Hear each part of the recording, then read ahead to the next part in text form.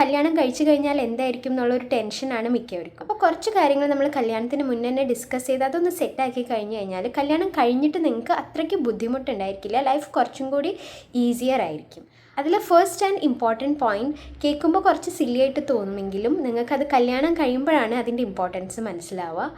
നമ്മുടെ വീട്ടിൽ ആരാണ് കുക്കിംഗ് ചെയ്യാൻ പോണത്, ആരാണ് ക്ലീനിങ് ചെയ്യാൻ പോണത്, ആരാണ് ഓർഗനൈസ് ചെയ്യാൻ പോണത്, അങ്ങനത്തെ കാര്യങ്ങളെ പറ്റിയിട്ട് ഡിസ്കസ് ചെയ്യുന്നത് വളരെ നല്ലതായിരിക്കും. കാരണം എന്താണെന്നുണ്ടെങ്കിൽ ഇന്നത്തെ കാലത്ത് പെൺകുട്ടികളാണെങ്കിലും ആൺകുട്ടികളാണെങ്കിലും വീട്ടിലങ്ങനെ ഭയങ്കരമായിട്ട് പണിയെടുത്തിട്ടൊന്നും പരിശീലിച്ചിട്ടുള്ളവരായിരിക്കില്ല.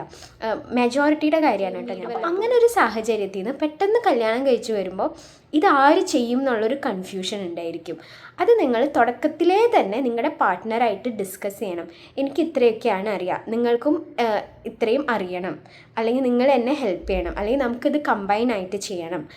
അങ്ങനെയുള്ളൊരു ഡിസ്കഷൻ വളരെയധികം ഇമ്പോർട്ടൻ്റ് ആണ്. അല്ലെങ്കിൽ അത് കല്യാണം കഴിച്ച് കഴിയുമ്പോൾ ഒരു ആൾക്ക് മാത്രം ഭയങ്കര ഒരു ബേർഡൻ ആയിട്ട് വരും. മോസ്റ്റ്ലി അത് പെൺകുട്ടിയായിരിക്കും.